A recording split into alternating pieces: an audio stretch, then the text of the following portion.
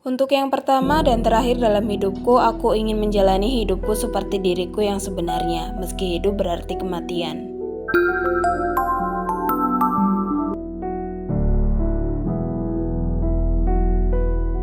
Kisah ini bermula pada tanggal 4 Agustus 1926 di sebuah kapal. Para perwira kapal sedang mengunjungi salah satu kamar para pengunjung.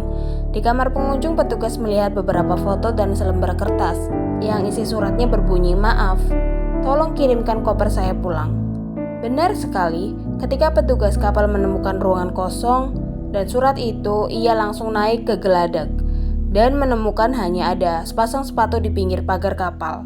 Karena panik, petugas itu langsung bersiul, seolah memberi tanda telah terjadi sesuatu.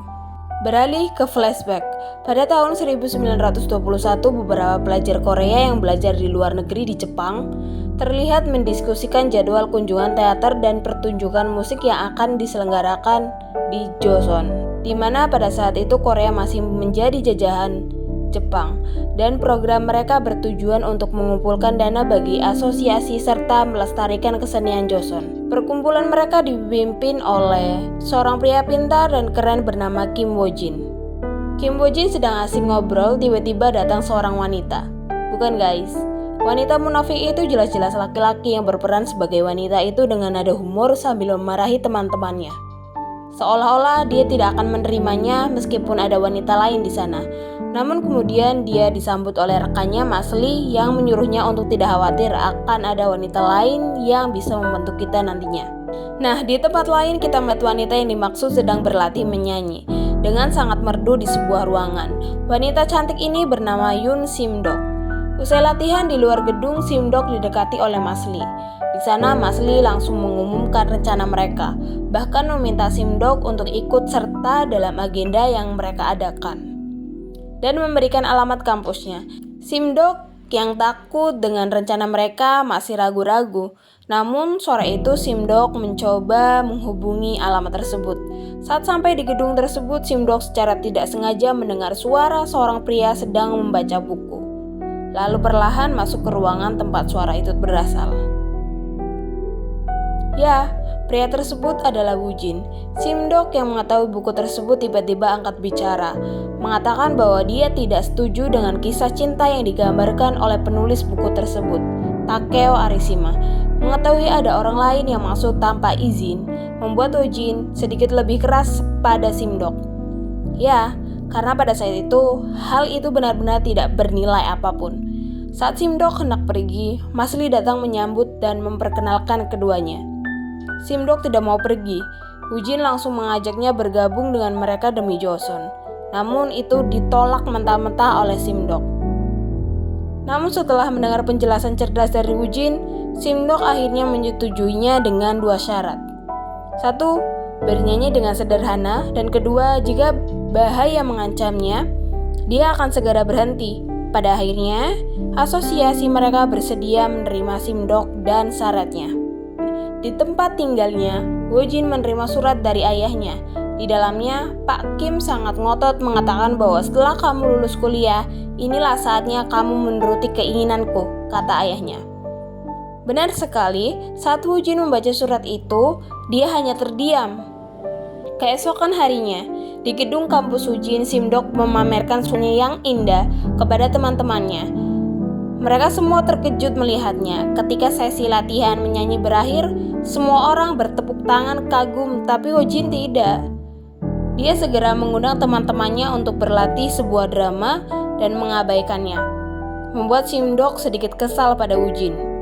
Mereka juga berlatih dengan siswa Jepang hari itu untuk menghindari kesalahpahaman. Waktunya istirahat. Saat Sim-dok meninggalkan gedung untuk makan siang, muncul seorang pria misterius yang diam-diam mengawasi aktivitas mereka.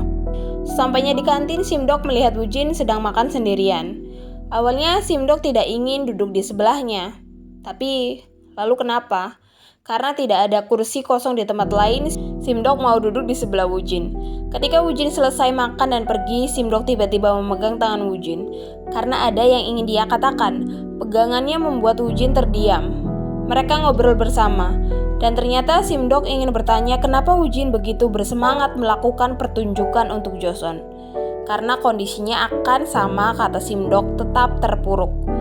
Dia juga bertanya mengapa Woo-jin tampak meremehkannya dan mengabaikannya ketika dia selesai bernyanyi.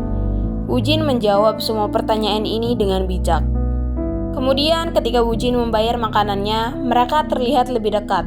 Simdok tersenyum setelah mendengar jawaban Woo-jin. Keesokan harinya, di tempat latihan, Simdok ditemukan oleh temannya bahwa untuk pertunjukan ini, antusiasme Woo-jin tidak ada habisnya. Bahkan Woo-jin lah yang memberikan dukungan finansial untuk latihan mereka. Nah, malam itu di kediamannya, Woo-jin yang mengambil jurusan sastra terlihat sedang menulis, yang di dalamnya terdapat kalimat yang mengatakan, "Aku tidak menyukainya, tapi dalam ingatanku, aku..." Di saat Simdok berada di rumahnya, dia mengalami kesulitan tidur, tetapi sambil tersenyum. Beberapa hari kemudian, di tempat latihan, Simdok tampak termenung karena sudah beberapa hari tidak bertemu dengan Woo-jin. Akhirnya dia berani bertanya pada teman Woo-jin. Setelah mengetahui Woo-jin sakit, Simdok segera membawakannya makanan dan menjenguknya. Sesampainya di kediaman, Woo-jin yang sedang tidur bersama Simdok mencoba menyimpan buku-buku Woo-jin saat tak sengaja melihat tulisan Woo-jin. Ternyata artikelnya tentang rasa sakit yang dirasakan Woo-jin saat ini. Di akhir tulisan, Woo-jin menamainya Susan. Tepat setelah itu, Simdok disambut dengan sedikit kejutan, langsung mengutarakan niatnya dan memberikan bubur tersebut kepada Woo-jin. Setelah itu, Woo-jin menyuruhnya pergi latihan sekarang karena tidak baik berduaan di kamar. Simdok yang sudah pasrah akhirnya menurutinya. Dari jendela, Woo-jin memandang Simdok yang berjalan pergi dan tersenyum. Tidak butuh waktu lama lagi bagi Simdok yang sudah berada di tempat latihan untuk melihat Woo-jin muncul. "Mas Park," rekannya bertanya, "apa kakak sudah baik kan?" "Ya, terima kasih atas kado spesial dari seseorang." Ya, ucapan ini membuat Simdok tersenyum. Malam itu Woo-jin dan Simdok pulang bersama. Di sana Woo-jin mengatakan dia tidak sakit, dia hanya bolos latihan karena peringatan kematian ibunya. Simdok memahami rasa sakit yang dirasakan Woo-jin. Ternyata sejak ia berusia 5 tahun ibunya meninggalkannya dan ayahnya menikah lagi.